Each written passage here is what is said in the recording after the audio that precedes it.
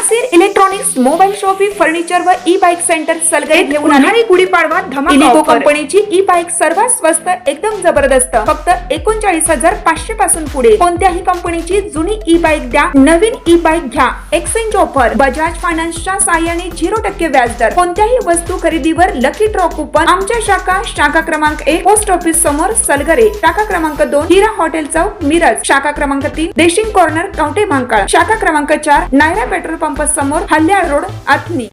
प्रत्येक बातमीतील घटनेच्या वास्तविकतेची तुलना थेट पाहत रहा चांगली अपडेट। नशेचे इंजेक्शन विकणाऱ्या गार्डीच्या युवकास अटक। विटा पोलिसांनी धडाकेबाज कारवाई करत नशेचे इंजेक्शन विकणाऱ्या खानापूर तालुक्यातील गार्डी येथील रोहित करण जावीर वय 25 राहणार गार्डी तालुका खानापूर जिल्हा सांगली या युवकास 19,000 रुपये किमतीच्या मेप्टोमाइन सल्फेट इंजेक्शनच्या एकूण 50 बाटल्यांसह विटा पोलिसांनी सापळा रचून जेरबंद केलं। पोलीस निरीक्षक धनंजय फडतरे यांनी याबाबत माहिती दिली। दरम्यान पुन्हा एकदा नशेचे इंजेक्शन प्रकरण उघडकीस आल्याने विटा शहरासह खानापूर तालुक्यात एकच खळबळ उडाली आहे।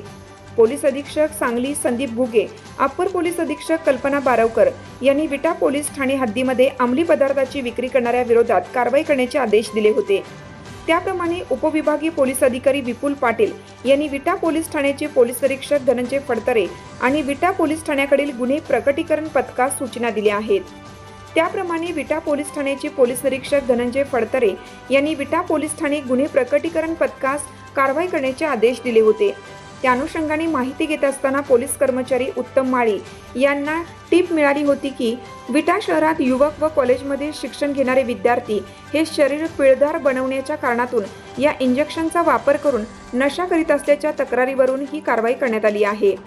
त्यानंतर शुक्रवारी दिनांक 13 मार्च 2026 रोजी दुपारी 3 वाजण्याच्या सुमारास रोहित करण जावीर वय 25 राहणार गार्डी तालुका खानापूर जिल्हा सांगली हा औषधी बाटल्या लोकांच्या शरीरास अपायकारक करणारे मेप्टोमाइन सल्फेट इंजेक्शन IP टर्मिन जी-मेल या नावाच्या एकूण 25 बाटल्या व मेप्टोमाइन सल्फेट इंजेक्शन IP टर्मिटू 30 mg/ml या नावाच्या एकूण 25 बाटल्या अशा एकूण 50 सीलबंद काचेच्या बाटल्या त्याची किंमत 18,950 रुपये असून ताब्यात त्याच्या विरुद्ध पोलीस ठाण्यात गुन्हा नोंद करून त्यास अटक केली आहे।